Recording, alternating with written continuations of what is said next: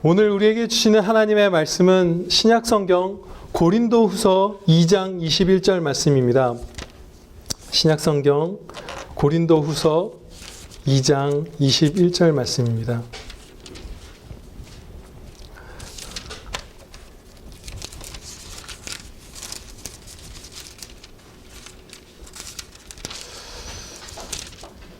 아, 5장 21절이죠. 죄송합니다. 제가 고린도후서 5장 21절 말씀 봉독하겠습니다. 하나님이 죄를 알지도 못하신 이를 우리를 대신하여 죄로 삼으신 것은 우리로 하여금 그 안에서 하나님의 의가 되게 하려 하심이라. 아멘. 본문 말씀 고린도후서 5장 21절, 예수님을 우리의 죄로 삼으신 이유라는 제목으로 이 행복한 말씀 증거하도록 하겠습니다. 이 말씀은 하나님께서 우리를 하나님과 화목하게 해주시려고 어떤 일들을 행하셨는가 가르쳐 주시는 말씀이에요. 다르게 말하면 우리가 지금 어떤 사랑을 받고 있는가 라는 사실을 가르쳐주는 말씀이라고도 할 수 있을 것입니다.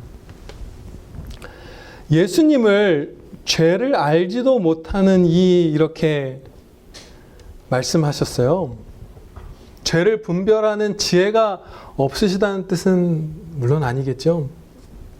전지하신 하나님이신 예수님께서는 죄를 그 누구보다도 더 잘 완벽하게 아셨지만 죄를 전혀 짓지도 않으셨고 죄를 방관하심으로써 간접적으로 동참하신 적도 없으시고 죄를 미워하지 않았던 그 순간, 거룩하지 않으셨던 순간이 한순간도 없으시죠. 그런 의미에서 죄를 알지도 못하는 이가 바로 예수님이다, 이렇게 가르쳐 주시는 것이에요. 하나님께서는 그런 예수님을 우리를 대신해서 죄로 삼으셨습니다. 예수님께 그 택하신 자녀들의 죄가 이렇게 짊어져 있다. 물론 그렇게도 표현하시기도 하죠. 근데 그 정도를 넘어서서 죄가 같이 예수님과 같이 죄가 있는 정도로 보시는 것이 아니라 정말로 이 예수님이 우리의 죄를 담당하셨다는, 우리의 죄가 예수님께 전가되었다는 것의 그 실상은 하나님께서 예수님을 죄 그 자체로 보셨다는 것임을 지금 가르쳐 주세요. 죄로 삼으셨다. 죄 그 자체로. 그러니까 예수님을 보실 때 성부 하나님께서 살인으로 보시고 강포, 미움, 시기, 무슨 탐욕, 게으름, 강간, 무슨 우리가 알고 있는 그 모든 죄악들을 응축한 존재로서, 그 자체로서, 그 켜켜이 쌓인 죄악으로서 예수님을 보시고 대하셨다라는 것이에요. 만약에 하나님께서 예수님을 죄 그 자체로까지 보시지 않으셨다면 예수님을 우리를 위해서 십자가에 내어주실 수 없으셨을지도 몰라요. 죄를 알지도 못하는 성자 하나님을 죄와 함께 있는 정도로 여겼다면 십자가에 내어줄 수 없으셨을 것만 같은 것이에요. 그랬다면 우리의 구원은 없죠. 예수님을 십자가에 내어주시지 않았다면 성부 하나님께서. 하나님께서는 예수님을 죄 자체로 보셨고 자녀들의 모든 죄 총합으로 예수님을 보셨고 오직 죄로만 보셨고, 그렇기 때문에 예수님을 십자가에 내어주셨고 예수님께서는 우리 죄를 다 지시고 죄로서 하나님께 죄 취급을 당하시면서 십자가에 달려주신 것이에요. 예수님께서는 완전히 죄로 여겨지셨기 때문에 하나님을 어느 그 순간, 버려지는 그 순간 십자가에서 전혀 볼 수가 없었어요. 예수님께서 하나님께 그 부르짖는 심령이 있었지만 그 기도가 하나님께 상달되지 않는 순간이 있었습니다. 그래서 나의 하나님 나의 하나님 어찌하여 나를 버리셨나이까? 이렇게 외치셨던 거예요. 그 순간 정말로 예수님께서는 죄로만 여김을 받으셨던 거예요. 하나님께. 그래서 다 차단되고 하나님과의 관계가 하나님께 버림받았던 것이에요. 이처럼 하나님의 원수인 우리를 자녀 삼아 주시기 위해서 독생자 성자 하나님을 죄로 삼으셨다고 말씀해 주십니다. 이것이 우리를 하나님과 화목하게 하기 위해서 하나님께서 행하신 사랑이에요. 은혜고. 또 우리의 죄를 사하여 주신 하나님께서는 동시에 우리에게 예수님의 의를 주셨어요. 그런데 여기 보면 우리의 본성이나 죄책이나 존재에 예수님의 의를 이렇게 첨가해 주시거나 덧붙여 주신 정도가 아니에요. 우리로 하여금 그 안에서 하나님의 의가 되게 하려 하심이라. 아멘. 예수님을 죄 그 자체로 보신 것처럼 반대로 우리는 예수 그리스도의 의 그 자체로 보아주신 것이에요. 예수님께서 죄가 되신 이유는, 죄로 예수님을 바라보신 이유는 우리를 이렇게 의가 되게 하시고 하나님과 화목하게 하시기 위함이에요. 그러니까 예수님의 손이 죄인인 우리의 몸에 이렇게 한 부분 얹어져 있는 정도가 아니라 예수님의 안에 있고 예수님의 몸이고 예수님과 하나 되었다, 이렇게 하나님께서 보아주신 것이에요.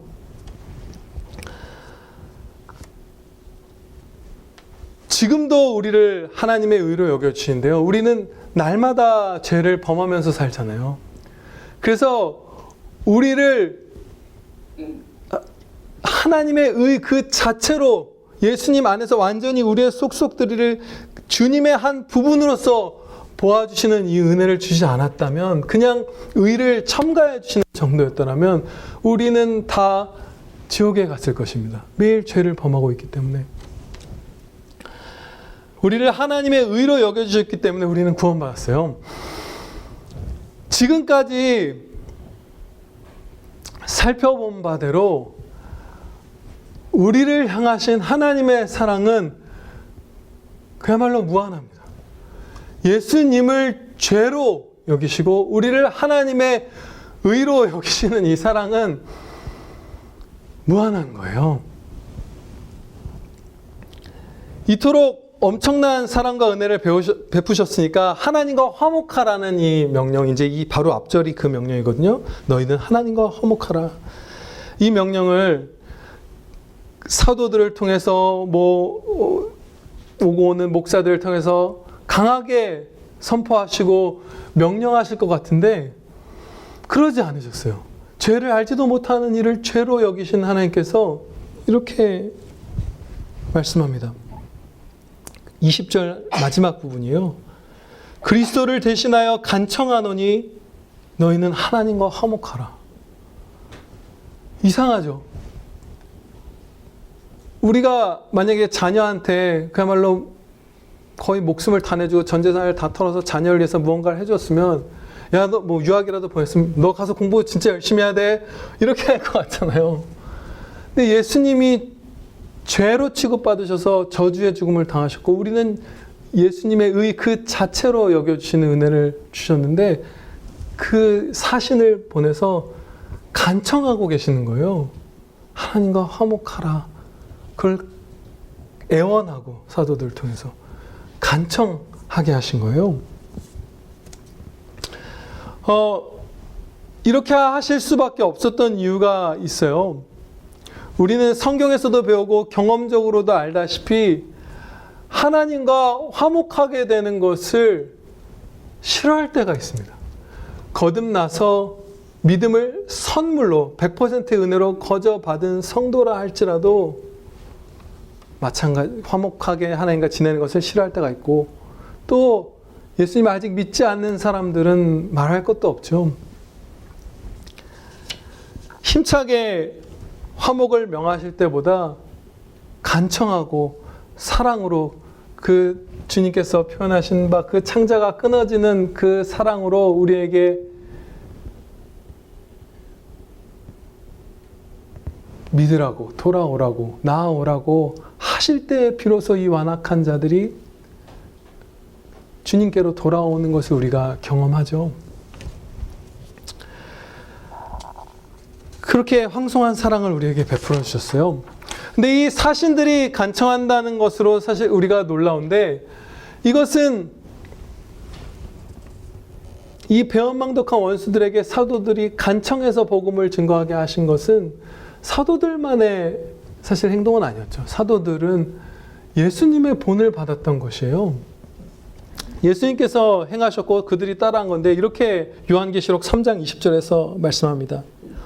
볼지어다 내가 문 밖에 서서 두드리노니 누구든지 내 음성을 듣고 문을 열면 내가 그에게로 들어가 그와 더불어 먹고 그는 나와 더불어 먹으리라. 아멘. 우리를 위해서 십자가에 달려 죽어주신 주님께서 그 생명을 주시려고 하실 때 이 죄인의 문을 박차고 들어가시는 것이 아니고 두드려 주시는 거예요. 간청하시는 거예요. 예수님께서 나와 화목하자꾸나, 나와 더불어 먹고 사랑하며 살아가자꾸나, 문을 열어다오, 이렇게 하시는 것이에요. 그래서 그 본을 받은 사도들이 애원하면서 이 생명의 복음을 전하는 것이죠. 하나님과 원수가 된 책임이 전적으로 우리에게 있고, 은혜를 입는 것도 전적으로 우리뿐이지만, 하나님께서 받아가시는 것은 아무것도 없지만, 어떤 조건을 달지 않고 그 모든 상대방, 사랑하는 상대방의 짐을 다 짊어지고 모든 것을 내어주는 것이 바로 우리가 받는 하나님의 사랑입니다. 예, 크게 사랑해요. 아무 조건을 따지지 않고 다 하나님께서 짐을 짊어주셨어요. 우리에게 유익이 될 수 있다면 모든 것을 다 주시는 것이에요. 모든 것을 다 행하시고. 이 무한한 사랑과 은혜를 받아서 하나님과 화목하게 된 우리는 그것을 힘써 누리고 그렇게 살아가야 합니다. 그렇죠? 그 화목함에 합당한 삶을 살아야 돼요. 마치 하나님과 거리가 먼 자인 것처럼, 무관한 자인 것처럼, 원수인 것처럼 사는 그런 시간이 없이, 그 그리스도께서 죄로 여김받아서 의롭게 여김받은 자다운 행복한 삶을 우리가 살아야 하는 것이에요. 그 첫 번째 적용, 이제 세 가지 적용을 살펴보고자 하는데요. 첫 번째는 마땅히 하나님을 사랑하기를 노력합시다. 노력이란 표현을 여기다 사용한 이유가 있어요. 하나님을 사랑합시다가 아니라 사랑하기를 노력합시다라고 말씀을 드릴 수밖에 없는 이유가 있어요. 세상에서는 사랑은 저절로 되는 거라고 말하는 경우도 많죠. 사랑하게 되었다, 뭐 이런 식이죠, 대부분. 그리고 막 억지로 노력해야만 하고 몸을 쳐야만 하고 훈련해야만 사랑할 수 있는 사람은, 그런 대상은 사실 뭐 사랑하는 게 아니다, 이미 운명이 아니다, 이제 이런 식으로 얘기하는 경우도 많잖아요. 사랑은 저절로 되는 것이다, 빠져드는 것이다, 이런 식으로 표현하지만, 우리가 알다시피 말씀에서 배우고 정직한 우리의 경험의 고백으로서는 사랑은 노력이 필요하죠. 정말로 많은 노력과 많은 훈련이 필요하잖아요. 그런데 심지어 하나님을 사랑하는 것은 사람을, 형제를 사랑하는 것보다 훨씬 더 어렵다는 사실을 가르쳐 주십니다. 누구든지 하나님을 사랑하노라 하고 그 형제를 미워하면 이는 거짓말하는 자니, 보는 바 그 형제를 사랑하지 아니하는 자는 보지 못하는 바 하나님을 사랑할 수 없느니라. 매일 눈으로 보고 접촉할 수 있는 이 육신을 가진 사람을 사랑하는 게 하나님을 사랑하는 것보다 훨씬 더 쉽다라는 것을 가르쳐 주신 것이에요. 그러면 우리가 내 옆에 있는 사람을 사랑하는 것도 때로 힘들어하는 우리가 하나님을 사랑하려면 진짜 많은 노력이 필요할 것입니다. 예, 하나님이 우리의 전부이신데 하나님을 사랑하는데 많은 노력이 필요한 거예요. 이것은 하나님께서 사랑이 부족해서거나 심술궂어서 우리에게 그 부단한 노력을 하게 만드신 것이 아니에요. 원래 여기 이 땅에서 태어난 모든 삶은 멸망하게 돼 있는 것이었잖아요. 그 가운데 일부를 마치 휴지통 같이 이제 곧 비워져 버릴, 지옥으로 비워져 버릴 이 휴지통 가운데서 우리를 몇 명을 택하셔서 새 생명을 주시고 여기서 살아가게 하다가 나중에 그 지옥으로 버려지는 그 시점에 우리는 건져서 천국으로 데려가시는 것이잖아요. 여기가 천국이 아닌 것이에요. 그래서 여기서 성도라 할지라도 하나님을 사랑하는 것은 어려워요. 사람을 사랑하는 것보다 하나님을 사랑하는 게 더 어렵다고 분명히 말씀하셨어요. 그래서 많은 노력이 필요합니다. 말씀을 읽고 예수님을 생각하고 묵상하고 순종하고 보이는 형제를 사랑하고 모이고 예배드리고 노래로 찬양드리고 우리가 할 수 있는 그 모든 은혜의 방편들을 부단히 활용할 때 우리가 하나님을 사랑할 수 있을 것입니다. 네. 그럴 때 우리는 한 가지 확신을 가져야만 해요. 죄악과 사귀는 것보다 하나님과 교제를 나누는 것이 더 행복하다. 거기만 행복이 있고 무조건 행복하다. 이 진리 믿으시면서 우리 사랑하시기를 바랍니다. 하나님을. 네. 은혜 주세요.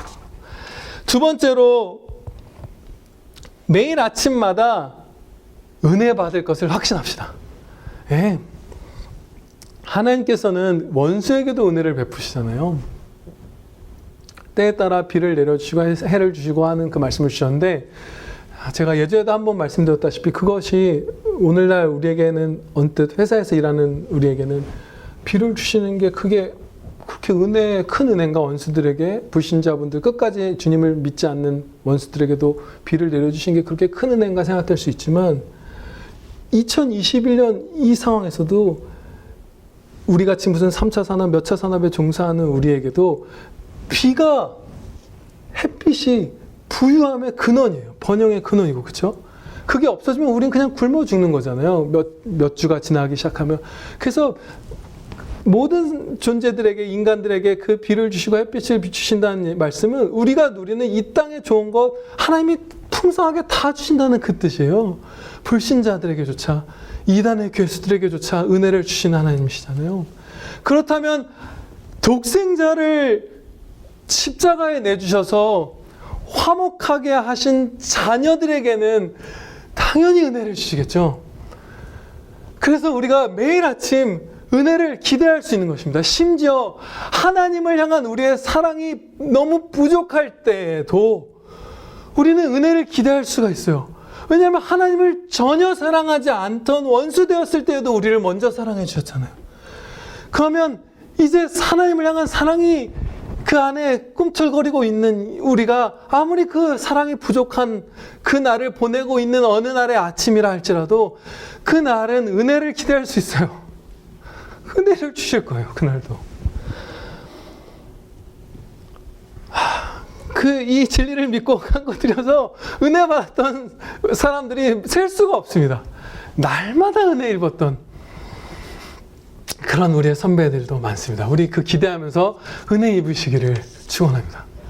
예, 마지막 적용입니다. 죄를 범하였더라도 그 죄가 아무리 오래되고 아무리 크고 하더라도 즉시 회개하여서 주님 품으로 돌아와야 합니다. 예. 우리는 때로 죄를 범하고서 자포자기하듯 할 때가 있죠. 이런 내게 소망이 있을까? 이렇게 낙심해서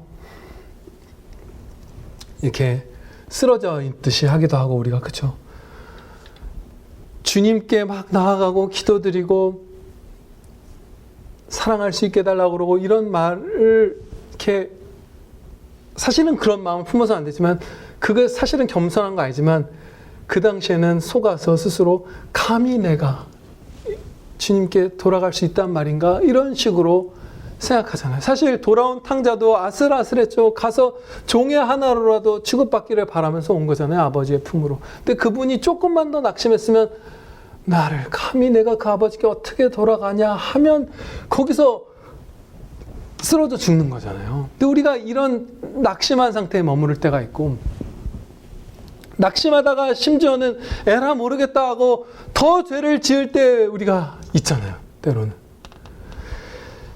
결코 그래서는 안 돼요. 우리에게 소망이 있는 이유가 있습니다. 정말로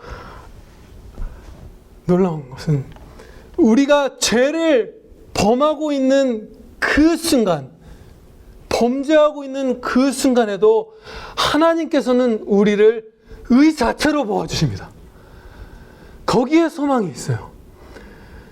우리가 죄를 짓고 있는, 다윗이 우리아를 사지로 내몰고 있는 그 순간에도 하나님께서는 다윗을, 우리가 어떠한 큰 죄를 범하고 있는 그 순간에도 하나님께서는 우리를 죄와 섞여 있고 그 가운데 의가 좀 있는 그 자가 아니라 예수님 안에서 속속들이, 영혼과 육신이 속속들이 그 영혼 전체가 의로운 자로, 예수님의 신부로, 예수님의 한 부분으로만 우리를 보아주세요. 그래서 돌아갈 수 있는 거예요. 용기를 낼 수 있는 것입니다. 나를 의지한다면 결코 돌아갈 수 없어요. 나를 의지하던 사람은 사실은 죄 앞에서 낙심해야 합니다. 그것이 맞아요. 조나단 에드워즈 목사님이 이런 유명한 얘기를 남겼어요. 정확하게 인용할 수는 없지만 제가 얘기를 해드릴게요. 복음이 허상이라는 것을 어떤 사람이 증명해낸다면 그거 가짜라고 우리가 생각하는 사람들 많잖아요. 정말로 그게 가짜라면, 그것을 깨달은 사람이라면 앉아서 통곡해야 한다. 그것이 합당한 반응이다. 가장 비참한 소식이니까, 우리가 멸망할 것이니까, 나에게는 구원받을 길이 없으니까, 소망이 없으니까 그 얘기를 했거든요. 나를 의지하면 내게서 뭔가 잘한 걸 찾아서 하나님 이거 잘했으니까 저 용서해 주세요, 다시 받아주세요 하는 그런 식이라면 우리는 돌아갈 수 없어요. 그렇지만 하나님의 사랑과 은혜, 주 예수 그리스도의 사랑, 은혜, 그것을 의지하면 죄를 범한 그 즉시라도, 가장 큰 죄를 범했더라도 돌아갈 수 있습니다. 그때도 왜냐하면 우리를 의로 여겨주시기 때문이에요. 그렇게 해서 하나님과 그 사랑, 하나님의 사랑, 예수 그리스도 의지해서 회개하였을 때, 회개하는 자녀는 거의 즉시 그 품에 확 품어 안아주시고 평안케 해주시는 것을 우리가 성경에서 목격할 수 있어요. 성경에서 큰 죄를 범한 자녀들 많이 기록되어 있죠. 근데 그 자녀들 오랫도록 아주 긴 시간 동안 주님을 찾는데도 불구하고, 회개하는데도 불구하고 그 하늘이 꺼진 것 같은, 주님이 더 이상 나와 함께 하시지 않는 것 같은 그 지경에 오래도록 내버려 두시는 거 보신 적 있으신가요? 거의 없어요. 거의 없어요. 심지어 다윗이 우리아를 죽음으로 내몰고 밧세바와 간음했을 때에도 그가 회개했을 때 바로 응답을 주셨어요. 하나님께로 돌아가는 그 길은 멀지 않습니다. 그 탕자의 아버지가 돌아온 아들을 마치 기다린 것처럼 보다가 뛰어나가서 부둥켜 안아주신 것처럼 우리가 회개하고 돌아갈 때 하나님께서 속히 받아주실 것입니다. 네, 기도드리시겠습니다. 하나님 아버지, 감사합니다. 주님, 감사합니다. 예수님을 저희의 죄로 삼으시고, 그리하여 우리는 한 번도 받은 적 없는 하나님의 그 진노를 예수님께 다 쏟으사 우리를 하나님의 의로 삼아주심을 감사합니다. 아버지 하나님, 먼저 그 사랑, 이 무한의 사랑을 저희가 하나님께 받았사오니 오직 기뻐하고, 오직 소망을 갖고, 오직 담대히 하나님의 은혜의 보좌 앞에 나아가 도우심을 구하며 하나님께 감사, 하나님을 사랑, 하나님께 영광 돌리며 살아가는 복된 저희들 다 되게 하여 주시옵소서. 어떠한 절망도 어떠한 죄악도